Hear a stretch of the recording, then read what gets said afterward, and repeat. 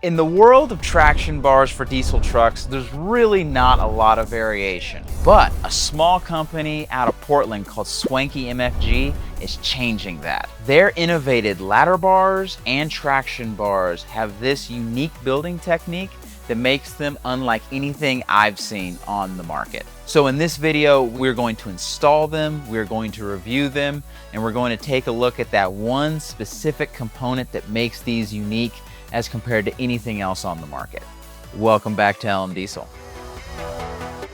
So to start on this video, Swanky reached out to me and asked if I was interested in a set of their ladder bars. My truck doesn't have any ladder bars, obviously, so of course I was excited to get my hands on some. We went back and forth on how exactly we wanted to build them. We ended up powder coating them red to match the truck with polished overlays. Now, before we dive into checking out the ladder bars, I think it's important to talk about Swanky MFG and who they are. If you don't know, there's kind of some interesting history behind this company. Swanky MFG used to be owned by a guy that I will not name, who developed a reputation for treating his customers very poorly. People would send him money to get traction bars, ladder bars, and he would basically drag them along and never send out any of the shipments. The new owner of Swanky MFG, Corey, when he purchased the company, he was led to believe that everything was legit and above board. However, when he finally got ownership of everything, he realized how badly it was run before and how many people had not received parts. Some of y'all watching this video might actually still have an outstanding order from Swanky MFG. However, again, the company is under new management and they are doing everything they can to make everything right, including fulfilling all of the back orders from the previous owner. If you did order something from Swanky, just know that they are working crazy hard to get everything done. And if you are looking to buy something else from Swanky, just know that there will be a bit of a lead time. However, the lead time will not be as much as some of the other manufacturers that are making traction bars and ladder bars today.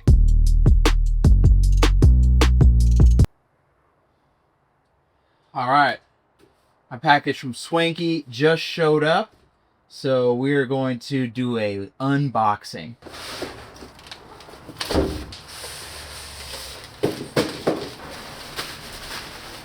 All right, this should be all of our mounting hardware. That's the part that attaches to the frame. And then this is the pivot system that will attach to this, basically being like that. And this is our rear mount for the traction bars. As a quick note, everything showed up perfectly. There was no scratches on anything. Everything was packaged very, very well. And the bars looked perfect when I got them. This video obviously is a review of these bars, but if you are installing a set of your own, feel free to follow along. First thing you're gonna wanna do is adjust the heims on the ladder bar itself. You just wanna make sure that they're twisted out so that there's about 3 to 4 threads showing. Next, you're gonna wanna install your axle mount. Now these will install with the U-bolts that you yourself will have to buy. To know what size U-bolts you will need, just measure from the top of your leaf to the bottom of the axle tube, and then just add a couple inches. It's okay if they're a little longer. I personally had to cut mine down so that they fit properly. Once you get the axle mount on, it's time to bolt up the bars to the mount. Simply install these specific spacers onto the axle side. There are 2 different sets of spacers for the axle side and for the frame side. Put those on, slide it up into place, and then go ahead and mount it. As a quick note, before you do this, I would recommend putting down some sort of blanket so that you don't scratch your bars on the concrete floor that you're working on. All right, so now that we have the ladder bars loosely hooked up to the axle, when you mount the pivot mount to the frame side of the ladder bar, make sure you use these spacers. It's now time to attach the pivot mount to the other side of the ladder bar, and then we'll swing that up against the frame. So you want to make sure that the pivot mount is touching that rubber bushing, and then you're going to mark your holes to drill. Just as a side note, just triple check this. Don't do it once and just think it's going to be good. Make sure you have the right amount of threads showing, 3 to 4 threads on the heim joints, make sure that everything looks correct on the axle side. Okay, so now that you have your holes marked, it is time to drill. Now, don't be like me and use a cheap drill bit, because I was drilling for hours. I would recommend using a 5/8 carbide hole cutter drill bit. From what Corey tells me, this makes a big difference and speeds it up a lot. All right, so once you get all of your holes drilled, it's time to mount the ladder bar. So go ahead and swing it back up and stick your 5/8 bolts through and start to make sure that everything's tight. Once you have everything tight, now it's time to adjust the actual ladder bars themselves. What's awesome about these is that you can actually just twist the ladder bar itself to tighten or loosen it.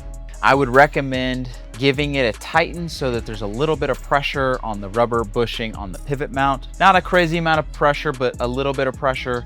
Make sure that the ladder bars are level. Then go ahead and tighten that jam nut and you should be good to go. So one of the benefits of these bars is that the install was actually pretty simple. It wasn't very difficult. There were just a couple of mistakes that I made that made this more difficult on me. Those being that I got longer U-bolts, but I didn't initially cut them down.